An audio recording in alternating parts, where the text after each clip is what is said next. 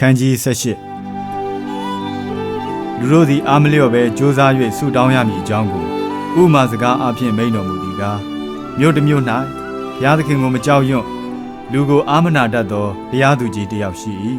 ထိုမြို့၌နေသောမုတ်ဆိုးမတစ်ယောက်သည်တရားသူကြီးထံသို့သွား၍ကျမရံဘက်ကိုလက်စားခြေလောက်အောင်အပြည့်အလျောက်ဒဏ်စီရင်ပါဟုတောင်းပန်တော်လဲတရားမစီရင်ဘဲကြာမြင့်စွာနေ၏ထို့နောက်တရားသူကြီးကငါသည်ဘုရားသခင်ကိုမကြောက်ရွံ့လူကိုအာမနာတတ်သောသူဖြစ်တော်လဲဤမုတ်ဆိုးမသည်ငါ့ကိုနှောက်ယှက်သောကြောင့်သူ့ဘက်၌ငါတရားစီရင်မည်သို့မဟုတ်အစဉ်လာ၍ငါ့ကိုပင်ပန်းစေလိမ့်မည်ဟုစိတ်ထဲ၌အကြံရှိ၏မတရားသောထိုတရားသူကြီးအကြံကိုမှတ်ကြလော့ဘုရားသခင်ရွေးကောက်တော်မူသောသူတို့သည်ညီနေမပြတ်အော်ဟစ်၍တောင်းလျှောက်လျင်ဘုရားသခင်သည်သူတို့တစ်ဖက်၌တရားမစီရင်ဘဲနေတော်မူမည်လောကြာမြင့်စွာတီးခံတော်မူမည်လောငါဆိုသည်ကားသူတို့ဘက်၌အလျင်မြန်တရားစီရင်တော်မူမည်သို့တော်လည်းလူသားသည်ကြွလာသောအခါယုံကြည်ခြင်းကိုမြေကြီးပေါ်မှတွေးမိလောဟုသခင်ဘုရားသည်မိန့်တော်မူ၏ကိုကုသိုလ်ကိုအမိပြု၍သူတစ်ပါးကိုမထီမဲ့မြင်ပြုတတ်သောသူအချို့တို့အားမိန့်တော်မူသောဥပမာက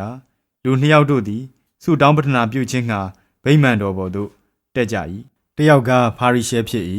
တစ်ယောက်ကအခွန်ခံဖြစ်၏ဖာရိရှဲသည်တစ်ယောက်တည်းရက်လျက်အိုဘုရားသခင်သူတစ်ပါးတို့သည်အနိုင်ထက်လူယူခြင်းမတရားသဖြင့်ကျင့်ခြင်းသူမယားကိုပြစ်မှားခြင်းအပြစ်ရှိတဲ့ကဲ့သို့အကျွန်ုပ်၌မရှိသည်သာမကဤခွန်ခံကဲ့သို့ပင်မဟုတ်သောကြောင့်ကျေးဇူးတော်ကြီးလာပေ၏အကျွန်ုပ်သည်9ရက်တွင်2ရက်အစာရှောင်ပါ၏ဥစ္စာရှိသမျှတို့ကိုဆယ်ဖို့တဖို့လှူပါ၏ဟု၍ဆုတောင်းပတနာပြု၏အခွန်ခံမူကားအဝေးကရပ်၍ကောင်းကင်သို့မမျှော်မကြည့်ဝံ့ဘဲရင်ဘတ်ကိုခတ်လျက်အိုဖျားသခင်အပြစ်များသောအကျွန်ုပ်ကိုတနာခြင်းဂရုဏာစိတ်ရှိတော်မူပါဟုဆုတောင်းလေ၏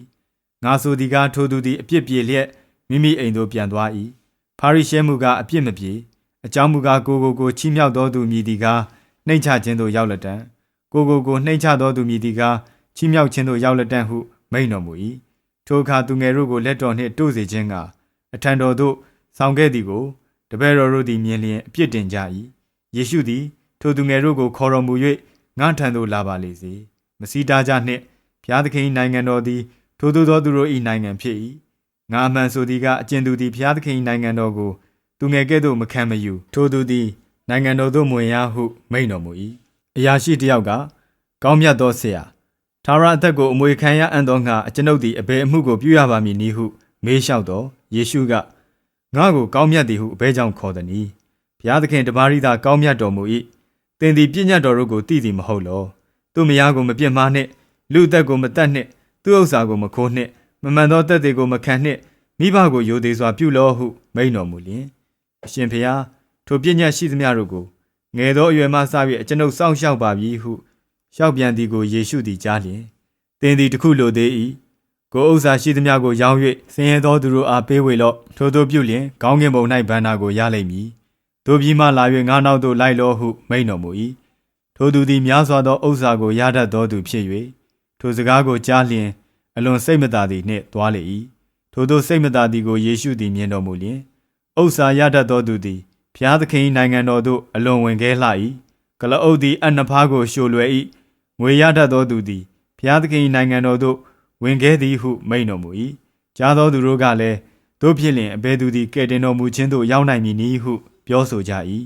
ကိုတော်ကလည်းလူမတတ်နိုင်သောအမှုကိုဘုရားသခင်တတ်နိုင်တော်မူသည်ဟုမိန့်တော်မူ၏ထိုအခါပေတရုကအကျွန်ုပ်တို့သည်ရှိသမျှကိုစွန့်ပစ်၍ကိုတော်နောက်သို့လိုက်ကြပါပြီဟုလျှောက်လေတော့ကိုတော်ကငါအမှန်ဆိုသည်ကားအကျဉ်သူသည်ဘုရားသခင်၏နိုင်ငံတော်ကြောင့်အိမ်ယာမိဘညီကိုသားမယားသည်ဟုသောတပါးပါးကိုစွန့်၏ထိုသူသည်ယခုကာလ၌အစများစွာသောအကျိုးကို၎င်းနောင်ဘဝ၌ထာဝရအသက်ကို၎င်းခံရလက်တံ့ဟုမိန့်တော်မူ၏ထိုအခါကိုတော်သည်တစ်ကြိမ်နှစ်ပါးသောတပည့်တော်တို့ကိုခေါ်၍ငါတို့သည်ယေရုရှလင်မြို့သို့ယခုသွားကြ၏ပရောဖက်များရေးမှတ်သမျှသည်လူသား၌ပြည့်စုံရလိမ့်မည်တပါးမျိုးသားတို့လက်သို့အနှံခြင်းပြည့်ရပြုခြင်းညှင်းဆဲခြင်းတတွေးနှင့်ထွေးခြင်းကိုခံရလိမ့်မည်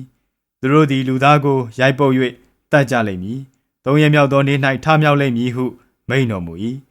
ထိုစကားတော်တခွန်းကိုမျှတပည့်တော်တို့သည်နားမလည်ကြထိုအကြောင်းအရာသည်ဝှက်ထားလျက်ရှိသည်ဖြစ်၍မိန့်တော်မူချက်အနက်ကိုမရိပ်မိကြ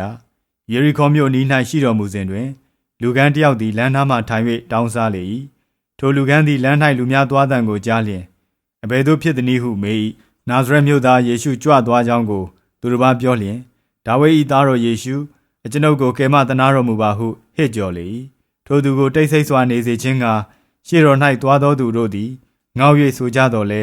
ဒါဝိဒ်၏သားတော်အကျွန်ုပ်ကိုကယ်မသနာတော်မူပါဟုတာ၍ဟစ်ကြော်လေ၏ယေရှုသည်လည်းရပ်တော်မူလျက်ထိုသူကိုခေါ်ခဲ့ဟုအမိန့်တော်ရှိ၏လူကန်းသည်ထံတော်သို့ချဉ်ကပ်ပြီးမှသင်၌ဘယ်သို့ပြုစေလိုသနည်းဟုမေးတော်မူလျင်သခင်အကျွန်ုပ်မျက်စိမြင်စေခြင်းက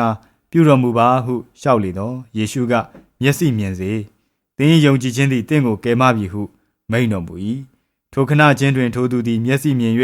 ဘုရားသခင်ဂုဏ်တော်ကိုချီးမွမ်းလျက်နောက်တော်သို့လိုက်လေ၏လူပေါင်းတို့သည်မြင်လျင်ဘုရားသခင်ကိုအံ့ဩချီးမွမ်းကြ၏